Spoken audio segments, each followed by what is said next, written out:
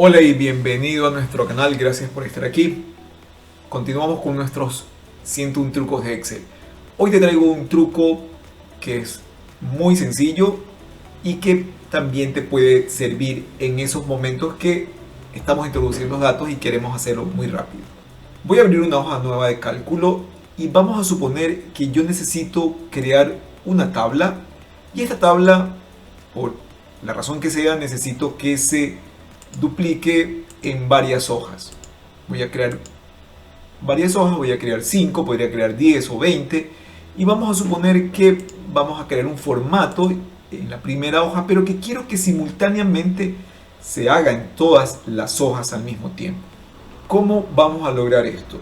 Luego de haber creado todas las hojas, voy a seleccionar con la tecla Shift de mi teclado presionada, de tal manera que se seleccionen todas las hojas.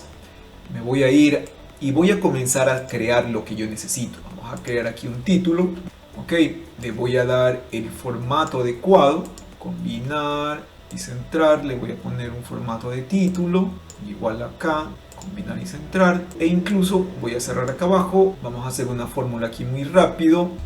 Ya tenemos la fórmula y aquí vamos a agregar. Si no sabes cómo acabo de hacer esto, te invito a que veas el video anterior que explico cómo crear una fórmula repetida de manera muy rápida. Ok, ya tenemos puesto varias fórmulas, voy a poner incluso formato, voy a ponerle aquí la palabra total. Y ya tenemos una tablita. Supongamos que esta pequeña tabla la hubiésemos necesitado crear en las 5 hojas. También hubiera sido que hubiera creado mi tabla y lo hubiera copiado y pegado, pero vamos a ver que ya la misma tabla con todo el formato y fórmulas que he utilizado ahora existe en todas las hojas. Te voy a mostrar, voy aquí a poner producto 1. Estoy en la hoja 1 y en las otras hojas eso ya no existe porque no lo estoy introduciendo, ¿ves? Entonces simultáneamente hemos llenado 5 hojas simplemente con haber seleccionado los nombres de las hojas con la tecla Shift. Para desmarcarlo simplemente hacemos un clic.